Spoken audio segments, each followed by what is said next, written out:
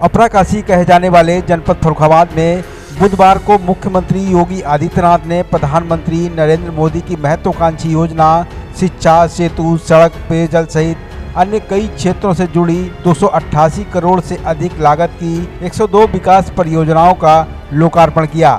इस दौरान उन्होंने डिजिटल केसीसी लोन योजना का भी शुभारंभ किया। वहीं उन्होंने कहा कि इन सभी परियोजनाओं से क्षेत्र के विकास को नई गति मिलेगी और जनता को अच्छी सुविधाएं मिलेंगी।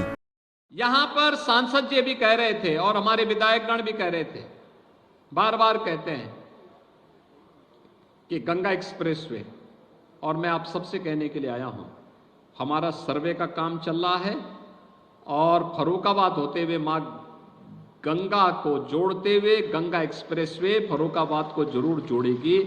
उसके लिए हम लोग अपनी पहले भी कह चुके हैं कि कार्य होना है। फर्रुखाबाद वासियों को इसके लिए किसी के पास जाने की आवश्यकता नहीं है। डबल इंजन की सरकार डबल स्पीड से चलती है।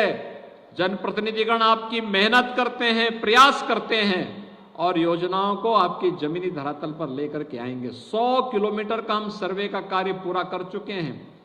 हम लोग इसको गंगा एक्सप्रेसवे से लेकर के और बुंदेलखंड एक्सप्रेसवे तक जोड़ने की इस पूरी कार्य योजना को जमीनी धरातल पर उतारने के लिए बड़े कार्य योजना के साथ काम कर रहे हैं।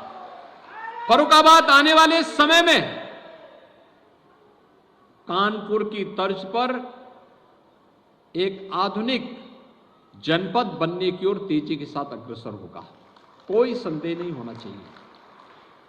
बहनों भाइयों, ये जनपद ने, जिस जनपद ने ब्रह्मदत्त द्विवेदी जी जैसे सपूत दिए हों, जिनका जीवन राष्ट्रवाद के लिए समर्पित था, और आप सब जानते हैं समाजवादी पार्टी के चीरहरण के दृश्य को बेनकाब करने वाला कोई एक भारत मां का लाल था तो वह थे इसी धरती के सपूत स्वर्गीय ब्रह्मदत्त द्विवेदी जी थे।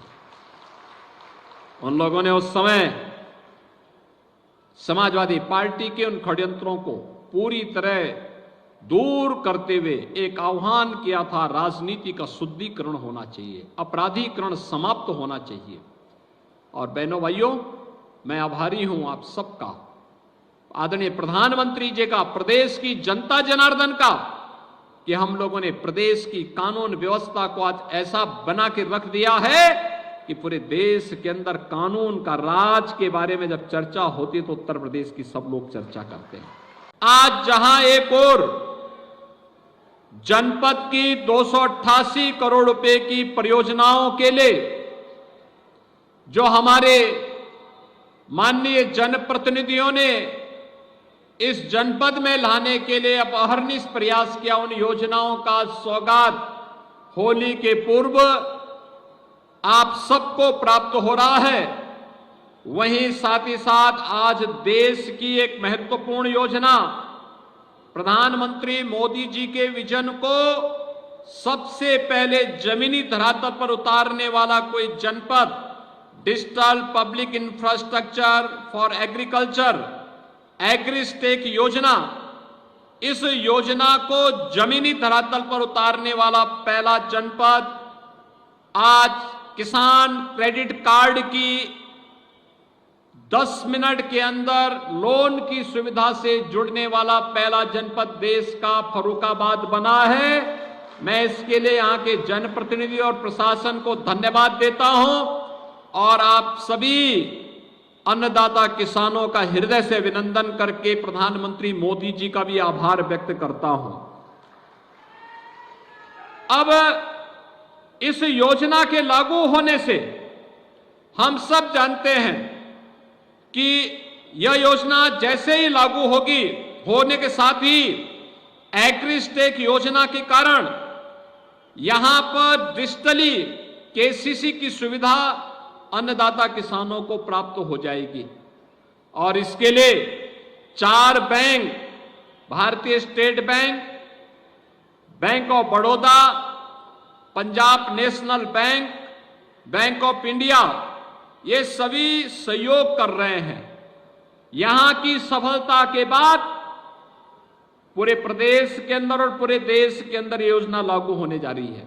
क्योंकि पायलट इंप्लीमेंटेशन के माध्यम से हम लोगों ने पहले चरण में जनपद फर्रुखाबाद को लिया।